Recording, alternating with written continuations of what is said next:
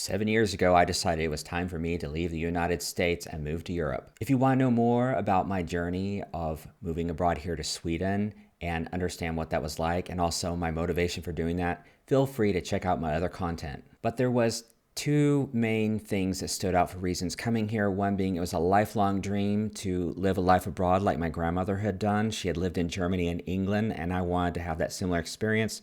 And the other reason was I had a very negative view of America. I had a lot of bad experiences growing up in the States as a child, as well as an adult. And then I got to a point where I was bored and I felt like I was stuck in a rut and needed a jolt to my system. That jolt to my system was starting a new life abroad in Sweden. Do I still feel the same way about the United States as I did back then? And have my opinions changed? Here are several things that stand out to me when I think of the United States after living in Sweden for over 4 years. The first thing is polarization, and I think probably in America the majority of you would agree that the Americans are very divided.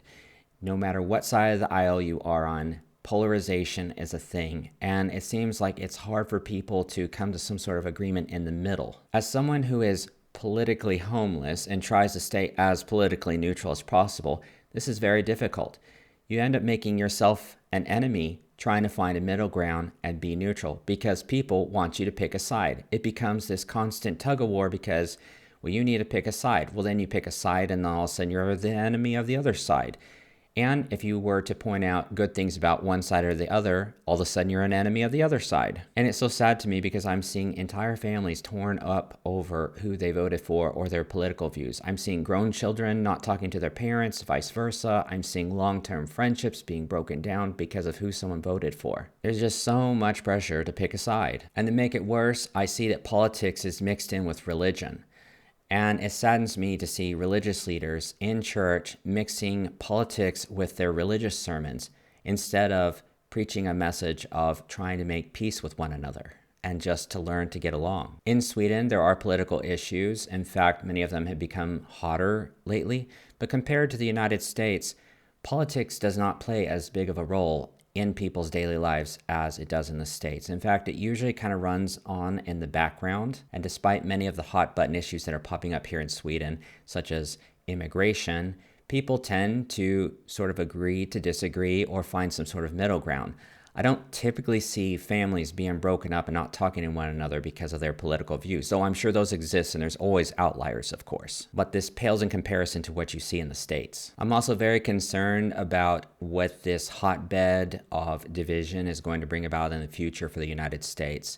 My fear is, could this lead to some sort of civil war? Maybe I'm just being paranoid, but a lot of times when you mix religion with politics and things are this divisive, it can lead to civil war. The second thing that stands out to me about the United States after living abroad for 4 years is just how diverse it is. I see a lot of stereotypical comments made by Swedes and other Europeans about how Americans are. But they fail to understand that you just cannot compare a country with 1/3 billion of people to countries that are smaller, such as Sweden with 10 million people. We have states in the United States with populations and sizes that rival those of European nations. Each state has its own culture and sometimes can even be broken down into many subcultures. It's like its own country. So the United States is basically like a country with 50 countries inside, from the city of New York to the Cajun culture of Louisiana to the cowboy culture of Texas, the indigenous people of the Midwest, the Native Alaskans, Native Hawaiians, various minorities and majorities.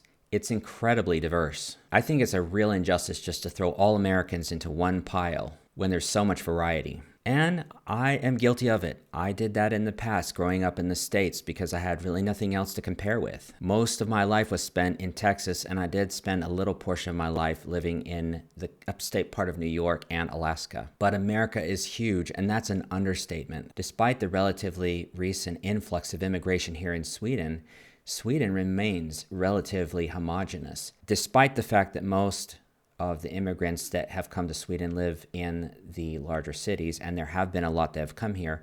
There are many parts of Sweden that still remain relatively homogenous, especially if you compare Swedish culture to American culture. It's kind of hard to say what is American culture because there is so many varieties. Most people from Sweden and even other parts of Europe that visit the States they end up going to New York City or LA. Those are the two typical places of choice. And then a lot of their comments about what America is based on their experience in those two cities. But there is so much more to the United States, so much more diversity, so many more cultures, and a lot more stuff that they haven't seen. And the longer I am in Sweden, the more I appreciate that diversity back home in the States. It truly is a melting pot. And diversity is a beautiful thing, as long as we can just learn to get along and play nice. The third thing that stands out to me is it's huge.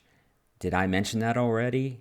America is the fourth largest country on this beautiful planet, after China, Canada, and Russia. And the US spans several time zones, all the way from New York and Florida out to Hawaii and Alaska. In comparison, Sweden is the 55th largest country on this planet, despite being one of the largest countries in Europe. In my lifetime, I've only visited 15 of the 50 states in the United States. I remember being with my family as a kid, and we would go to places like Colorado to go skiing, and it seemed like the majority of the days traveling was spent just trying to get to the border of Texas and New Mexico. In fact, it took 8 hours just to get from the city I lived in to the border with New Mexico, and that wasn't driving across the entire state. There's just so much in the States I have not had the time or the chance to see. So living in Sweden has really impressed upon me the fact of just how big the United States is. You can literally drive across Sweden in just several hours, whereas to drive across the United States would take days. Fourth thing that stands out to me is there is a lot to see and do in the States. Being such a huge country, the United States has an abundance of geography, different climates, natural wonders, national parks, and entertainment. There's no end to the possibilities. There's no way that an average person would be able to see everything there is to offer in the States. And the sheer size of some of these places, like the Grand Canyon, is just truly humbling. Being such a diverse country adds even more to the variety of recreation and entertainment. Fifth thing that stands out to me is Americans are human just like Swedes. The longer I'm in Sweden, the more I find that Swedes and Americans have a lot in common. People are people. You can find a guy who cuts you off on the road, cuts in front of you at line, calls you a bad name, says a racial slur, or is just a nasty person in America and in Sweden. The same goes for nice, friendly, hospitable people in both countries. Personally, I like to get to know a person first and decide if this is a person I want to continue to hang around with, rather than have society dictate my views on what kind of person this is based on the country they come from. Sure, there's generalizations one can make about a certain people that come from a certain country, and there are significant cultural differences at times. But at the end of the day, we all have the same DNA and anatomy. Many of the same things are important to us. They're just sometimes expressed differently. And I think that's beautiful. One of the common things that I hear a lot of Swedes and even other Europeans say about Americans is that we're fake. And then I hear Americans saying about Europeans and some Swedish people that they are just stuck up. And of course, there's people like that in both countries. But for the most part, the majority of people in both countries are great. I think it comes down to being open-minded and seeing where the other person is coming from, understanding how they work and think. Why do they feel the way they do? Don't judge a book by the cover. Sixth thing that stands out to me, and this is kind of a really weird one, is the Americans, mostly millennials and especially Gen Zers, tend to have a more negative view of the future than their Swedish counterparts. So when I go to the States and I talk to people that are millennials and especially Gen Zers, a lot of them say, I will never have children in this world. It's crazy. It's just not a good place for kids. And I don't know what's going to happen with this planet. Whereas in Sweden, I don't really hear this coming up that often. You do hear people sometimes say, I don't want to have kids, but it's usually like, I'm just not a child person. You know, I enjoy my nieces and nephews, or I have my dog and my cat, and I'm satisfied with that. I think possibly, this is just my hypothesis, is that in Sweden, you don't hear as much of a negative view of the future about having children because it has a very robust welfare system that is very favorable towards parents and children. And that sort of a welfare system is virtually non-existent in the States. Then you have the dangers associated with raising children in the States, such as all the school shootings and what kids are exposed to. And so it's no wonder that people are afraid for their children's future or fearful to even have children. Unfortunately, we are starting to see some of these things that we see in the States, like gun violence, starting to creep up here in Sweden, but it pales in comparison to the States. And then the States is so tribalized now, so it's easy for a person to see how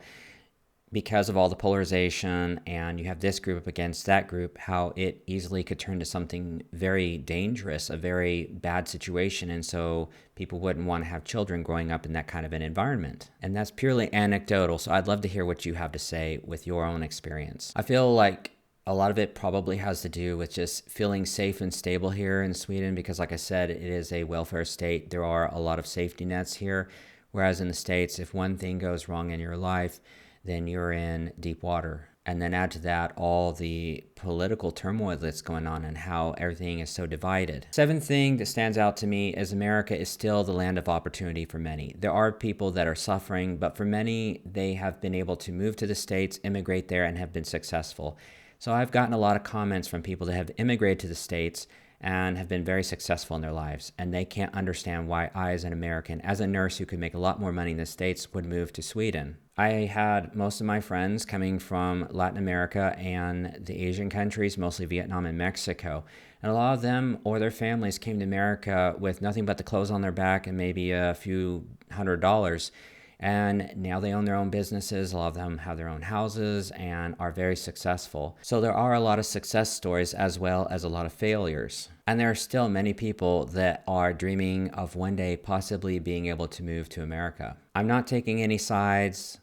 I'm just reiterating what I've been told. Many still believe that if you work hard and work smart, you can make it big. And for many, this has been true. And as I said, there is a lot of poverty and suffering, but that's not what this video is about. That's a whole other beast to tackle. And finally, the eighth thing that stands out to me after 4 years of living in Sweden is America truly is a global influencer for good and bad. Despite all the hate, America gets a lot of love still. And Sweden has a very special relationship with the USA. In fact, at one point in history, not that long ago relatively, about 120 years ago or so, a fifth of Sweden's population left Sweden to have a better life in America.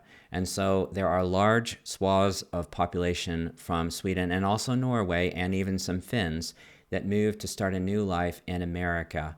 And if you go to places like the Dakotas or Michigan or Minnesota, you will find a lot of the descendants of those people. In the States and here in Sweden, there's a lot of marrying between Americans and Swedes. And young people want to learn American English, generally speaking. I meet a lot of older Swedes that can speak really good English, but they tend to have a British accent, most of them. Most of the younger generation of Swedes learn the American accent. And lots of Swedes love to talk about their travels in the States or dream of one day visiting New York or LA. And the ones that have been there typically speak very positively. Many have family and friends that they go and visit regularly. So in conclusion, I think America gets a lot of hate, but it also gets a lot of love. It is a world power, and so, of course, there's a lot of pressure put on the American people and America in general. And because the current political climate, America gets a very bad rap. But something that I have learned is people are not their political leaders. I see that even in Sweden.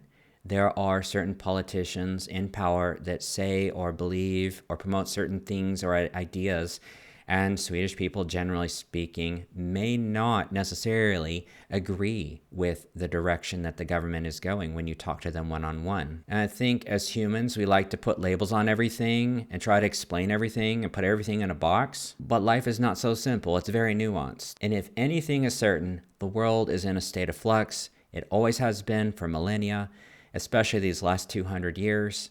And the only thing that never changes is change. I myself had a very negative view of the United States because of my own personal experiences. So an American who's never experienced what I went through may not have had the same feelings that I did. But now after living in Sweden for 4 years, I now see the United States and Sweden through new lenses. And hopefully I have a more nuanced and realistic perspective. What about you? Do you have any insights that you'd like to share? Thank you so much for watching. Remember to like and subscribe if you enjoy this content. If you are from North America and you're interested in perhaps starting a new life here in Sweden as a healthcare worker, I do have a Facebook page that I've started for North American healthcare workers in English. Make sure and check out the link in my bio here on YouTube. I also offer YouTube memberships if you would like to come in contact with me easier. Thank you for watching, and remember to be kind to yourselves and to others.